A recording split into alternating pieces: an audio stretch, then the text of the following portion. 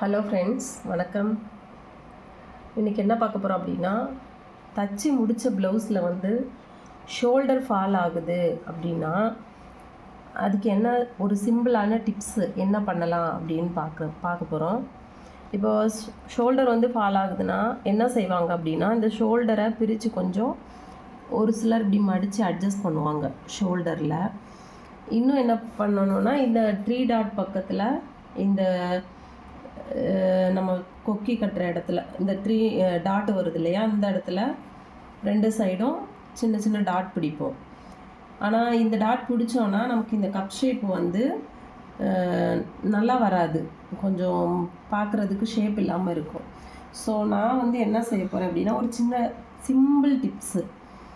நம்ம வந்து த்ரெட் எடுத்து இந்த கொக்கி கட்டுறோம்ல, கொக்கிக்கு ஆப்போசிட்டில் இந்த வளைவு வச்சு தைக்கிறோம் இல்லையா, அது பக்கத்துலேயே இது மாதிரி நம்ம த்ரெட்டில் ஒரு இது தச்சு நம்ம கொக்கி போடுறதுக்கு தைக்கிறோம் இல்லையா, அது மாதிரி ஒன்று இதில் தச்சு அதில் வந்து அந்த ஹூக்கை வந்து மாட்டி நம்ம யூஸ் பண்ணோம் அப்படின்னா கொஞ்சம் நமக்கு ஷோல்டர் வந்து டைட் ஆகும், எந்த ஷேப்பும் வந்து சேஞ்ச் ஆகாது.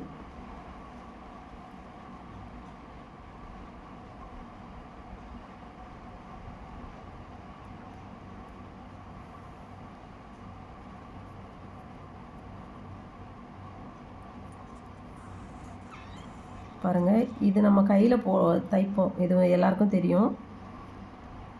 இந்த மாதிரி ஒரு இதை நம்ம தைச்சி அப்புறம் ப்ளவுஸ் வந்து போட்டு பார்த்தோம் அப்படின்னா எங்கேயுமே ஸ்டிச் பண்ணுறது அசிங்கமாக தெரியாது, இது நீட்டாக இருக்கும். ஷோல்டரும் நமக்கு வந்து டைட்டாக கிடைக்கும்.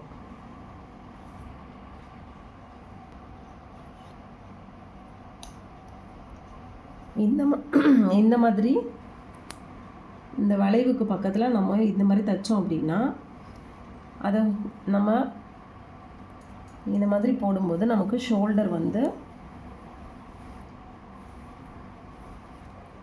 லூஸ் ஆகாது, ஷேப்பும் கரெக்டாக இருக்கும். இந்த டிப்ஸ் பிடிச்சிருந்துச்சுன்னா லைக் பண்ணுங்கள், ஷேர் பண்ணுங்கள். சின்ன சின்ன டிப்ஸுக்கு நம்ம சேனலை வந்து சப்ஸ்கிரைப் பண்ணுங்கள். தேங்க்யூ.